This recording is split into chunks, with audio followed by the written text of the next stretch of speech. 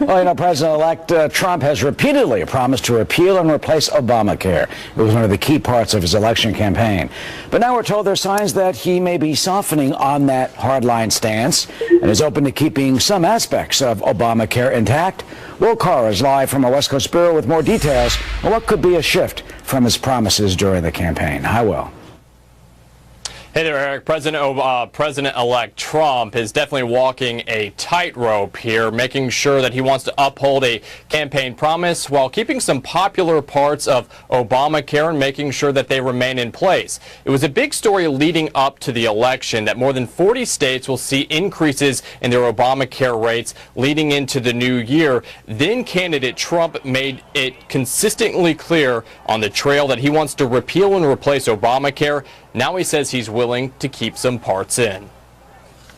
When you replace it, are you going to make sure that people with preconditions are still covered? Yes, because it happens to be one of the strongest assets. You're going to keep that? Also, with the children living with their parents for an extended period, we're going to keep very much try and keep that. Adds cost, but it's very much something we're going to try and keep. After meeting with President Obama earlier this week, President-elect Trump tells the Wall Street Journal, quote, "I told him I will look at his suggestions, and out of respect, I will do that." He went on to say either Obamacare will be amended or repealed and replaced. Top Republicans say that Trump's plan is in line with the party's. If you go to better.gop, look at our fifth item out of our 6 items, you'll see our replacement plan. Donald and I spoke about this today. We're on the same page on these things, and it resembles exactly the kinds of reforms that he was talking about. President-elect Trump says that it's a top priority to make sure there is no gap between ending Obamacare or changing it and getting its replacement up and running. Eric. All right, Will. Thanks so much. Martha? Okay, Eric and Will. Meanwhile, the Democrats trying to reorganize their party under new leadership after their painful loss in the general election. Senators Bernie Sanders and Elizabeth Warren now appear to be the most high-profile figures left standing as the party looks to bounce back. Brian Yennis is live in our New York City newsroom with those details. Hi, Brian. Hi, Arthel. Well, many are saying the Democratic Party is in disarray and without clear leadership, and now serious soul-searching is underway for that party, particularly about really what the party stands for. Both Senators Bernie Sanders and Elizabeth Warren emerge as the leaders right now. They are really, the party believes that they believe the party should be focusing on fixing the so-called rigged economy, and many Democrats believe Hillary Clinton lost this election because of her inability to connect with white blue-collar workers in Pennsylvania, Wisconsin, and Michigan.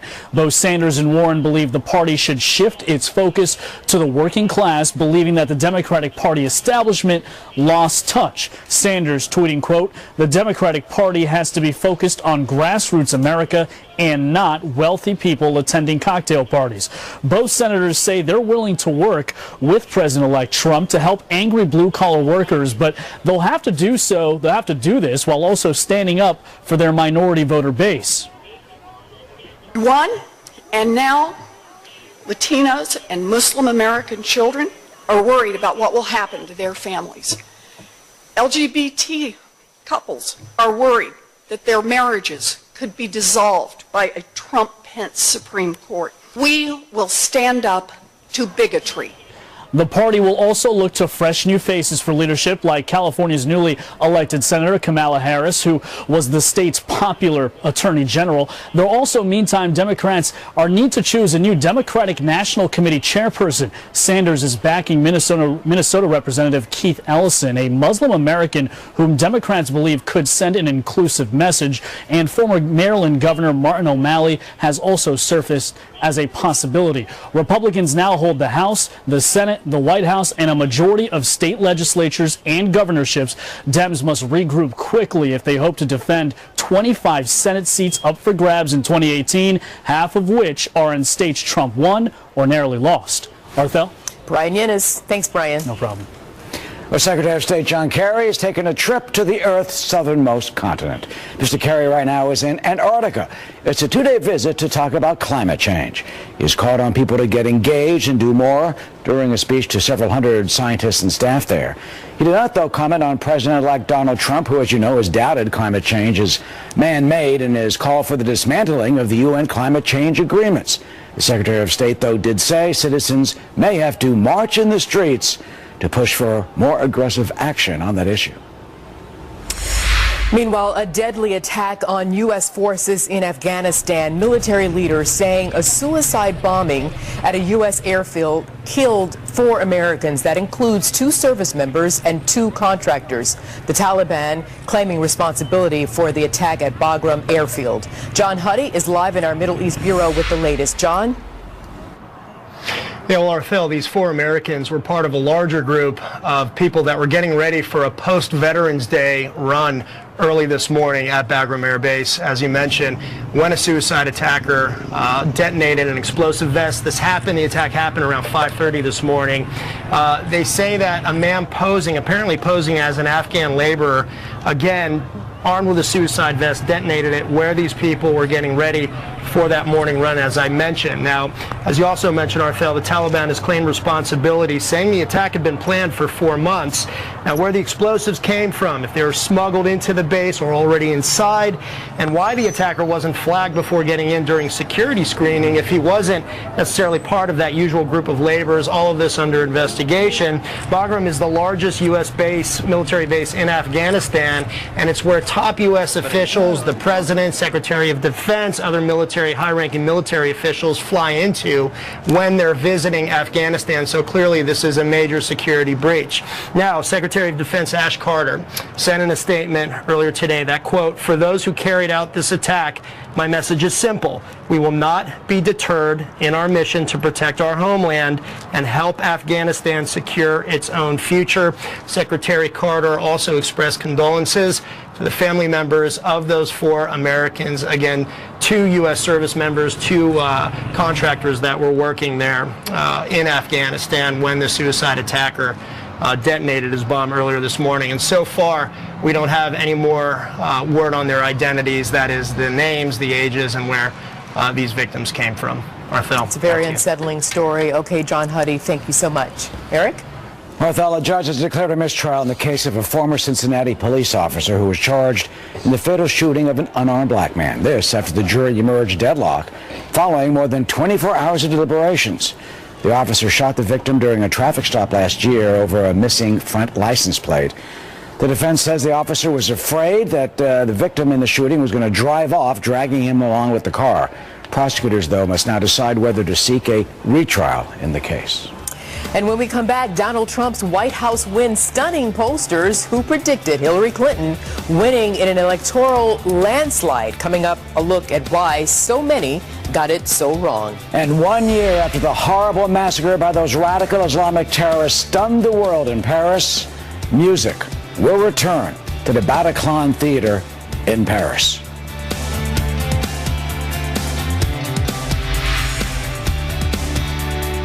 My arthritis pain used to make my favorite things to do pain.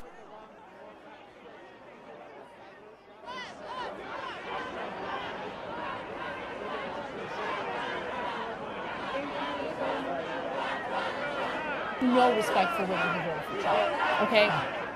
I think so poorly of them, and the reason why is because, look, I don't think that you're a single-issue voter. I just think you're dumb, okay? I think you're fucking dumb. Wait a minute. Hold it, you dummies. My expression is, let's make America great again.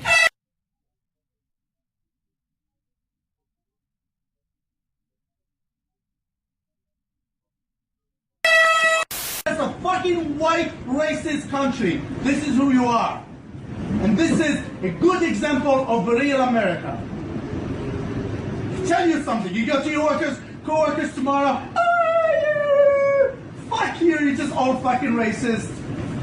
You're not white, you don't have blue eyes, you don't have blonde hair, you should not be in America. This is what it is. This is the real America.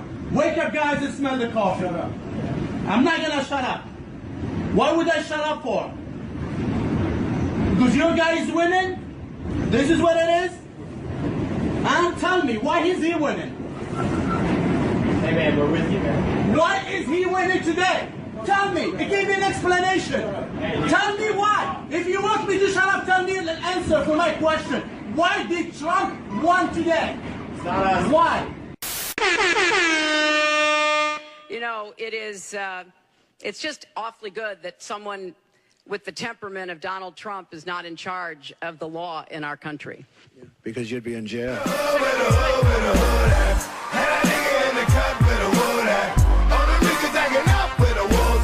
You better bust that if you gon' pull that.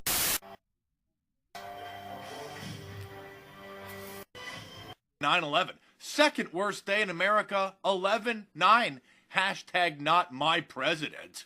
9/11 or 11/9. It's morning in America. 9/11, never forget. 11/9, always regret. Hashtag not my president. They get worse. 11/9 is the new 9/11. 9/11 turned into 11/9. Two dates we'll never forget. 11/9 and 9/11.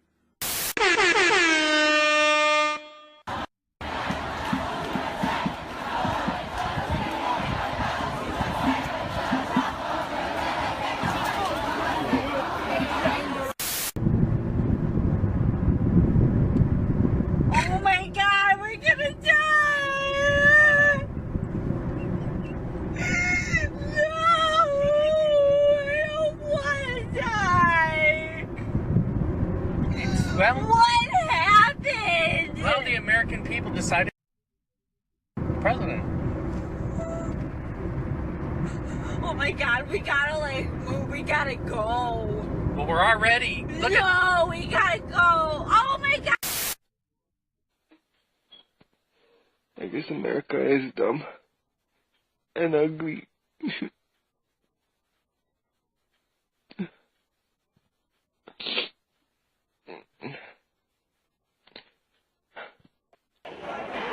Hillary will always slay. You will always be my queen. Look up at your Facebook yesterday and see that, according to Facebook, you're not here. Well, a glitch caused a lot of people to see a message yesterday that said they had died. Some Facebook users saying the notice referred to them as if they were dead and linked to a feature that lets family and friends remember loved ones who have passed on. Even Facebook CEO Mark Zuckerberg's profile showed that death notice. The social networking site claiming that, well, a computer glitch, what else would it be, caused that terrible error, and they say it has now, thankfully, been fixed. Well, speaking about a glitch, pollsters were perplexed on Wednesday morning after nearly every survey showed Hillary Clinton handily defeating Donald Trump. Let's bring in now Terry Madonna, director of the Franklin and Marshall College poll and the founder of the Keystone poll. Hi, Terry. Hello. Good, good. Let's move this story forward. We'll get to why it happened in a moment, but let's start here. Can the polling process be corrected? Oh, sure it can be, and we're all in the process of doing that. Our professional organizations are setting up, committees to take a look. Some will consist of outsiders, so it's just not all insiders that will take a look at it. Of course it can. Look, we've gone through this before with the introduction of cell phones after we were all doing these on hardline phones. Now we're moving in more to internet polling. Of course we can. And I do want to say one thing. There was this huge expectation that Hillary Clinton would win. And when you look at all of the maps that showed the Electoral College advantage, in some of them she had well over 300 electoral votes from the 270 that you needed. But look at the national polls. 3.3% Real Clear Politics average. She's going to end up, that was the average. So Terry, she's going to end up with about a 1 percentage point victory. Okay, Terry, I'm not saying that we don't have our problems. Pardon me, sir, but people their heads are swimming with poll numbers, so we don't need to relive those poll numbers that we looked at for a year and a half. Let's start here. That's what I'm saying. I want to move this story forward, if you will. And you mentioned the Electoral College system. Is that here to stay? Oh, yeah, you got to change the Constitution in order to do it. That's 2/3 of Congress and 3/4 of the states. Small states like it because they have an advantage because you get an elector for every 2 senators. But look, I'm not suggesting we don't have problems. I'm just saying we have to be careful that we don't make the magnitude of them. There was a huge expectation that that Hillary would win. No, there's no doubt about it. And we can talk about one or two, a couple of the things. So then what happened? Why did the polls get it wrong then, Terry? That's right. Why did that happen? Well, if we move beyond the margin of error question that I just raised, here's what one could be. One could be our likely voter models. We weren't picking up who was going to vote, given the increase in the nature of the support for Donald Trump, particularly from rural and small town Americans. Another possibility is what we call non-response. Let's say we're trying to reach people. There are some people we reach to participate and some we don't. What happens if the ones we don't reach have different views from the people we do reach? Okay, so then what happens if you're able to actually reach those people you weren't able to reach in the past? How do you go about contacting those people? That's what I'm asking, because you know very well, sir, that we have demographics that we've been used to seeing in the country. Things are changing. People are moving to different parts of the country where they didn't used to be before. So, when you consider those variables, how are you going to change your forecast models moving forward? Well, we're going to continually to look at where people, not the regional differences, and you're on to something. For example, in my state, Pennsylvania, which Hillary Clinton had about a 1.9 percentage point lead. Donald Trump ends up winning, it looks like, about 1.2. We had a much stronger turnout in rural and small town America. And we do have people. Yeah, we're constantly going to have to refine where people live and what we do by a statistical adjustment called weighting to take that into account. You're absolutely. The other point I was making earlier is important. How about if we don't correctly identify who's likely to vote? Throughout this past election, wasn't everybody talking about Donald Trump supporters wouldn't talk to pollsters? Well, I mean, right there's a point, and I've got to go, but so keep this short for me. There is that possibility that even moving forward, if you do change your models and get out and talk to the people directly, and find out the old-fashioned way, boots on the ground, if you will, who's going to vote, who they're planning to vote for. But, considering what happened this last time, what do you deal with the possibility, I don't know if you can control this, but there may be people from this point on who just want to throw the polls and say, I'm going to vote for candidate A, knowing all well I'm going to go vote for candidate B. Look, there's a lot of distrust in polling, and I'm sure there were some people who were going to vote for Donald Trump. A lot of us in this industry, this profession, I should say, think that maybe the future is online polling, where you do have some anonymity there. You get and remember, you have to do probability samples. It has to be done in a certain way. But I appreciate the opportunity to weigh in on this at any rate. Absolutely. I know you mentioned online polling, then you're going to get into those people who don't have access to the internet, but we'll talk about that another time. That's another way. I want to end on saying thank you, and I don't feel that your job is an easy one to do, so we appreciate all of the effort. Thank you, Mr. Madonna. Thank you. Eric? Yeah, he's from Franklin Marshall College, and he really does know Pennsylvania, his state. Well, meanwhile, overseas, in a hopeful sign of renewal, the Bataclan Theater has reopened tonight in Paris, 1 year after those radical Islamic terrorists killed 130 people and wounded hundreds of others in that unspeakable terrorist attack. Pop legend Sting playing tonight's concert in front of 1,000 fans. The ticket proceeds help those who survived that attack last year. ISIS, as you know, has claimed responsibility for the horrendous assault on the theater, the nearby restaurants, and the Paris sports stadium. The Bataclan had been completely renovated since that bloody massacre that we all remember. We do.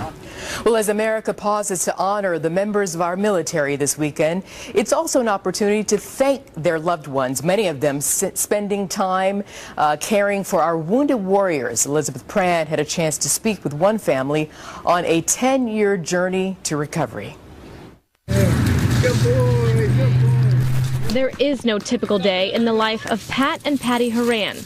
Pat defied the odds in 2007 when he survived a near-fatal bullet to his brain. The way I heard I wasn't supposed to live. Pat says he was able to survive and thrive mostly because of his wife, Patty. She dropped everything to embrace the role of a caregiver. Tending to her gravely injured husband after he was shot in Iraq, doctors removed not only 40% of his skull, but his left temporal lobe too.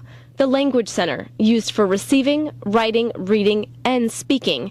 It would be 2 years before Patty would hear her husband utter one word. I had no medical background walking into the situation. I just felt so uneducated. So I didn't know where to turn. And I didn't know, I was having to make these huge decisions on my husband's behalf. Decisions and 24-hour care. Caregivers are the hidden heroes. Precisely the reason why Senator Elizabeth Dole launched her campaign to raise awareness. There's more than 5.5 million tending to loved heroes, providing services that would total $15 billion annually if these dedicated people received a paycheck. They quit their day jobs, ignore old friends, and let go of hobbies. All while not asking for help. As a caregiver, there's still a lot of pressure. I feel like I'm carrying the burdens of the world most days. Some days you think, how can I do this another day? It feels overwhelming and very tiring at times. And I think just having more opportunities for respite and relaxation for caregivers is really important. When Pat began his rehabilitation, he had no use of his right leg or arm. He had no sense of smell, awareness, taste, or touch. Today, he's walking and talking. He'll be the first to tell you it's a lot thanks to Patty, his caregiver. He now has a second chance at life.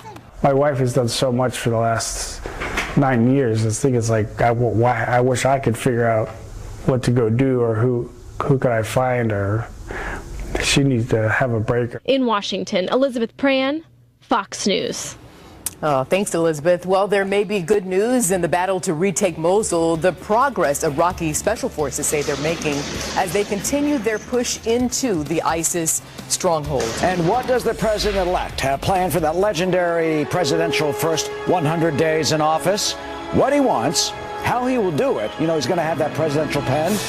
And will Congress pass his plans? We'll take a look straight ahead.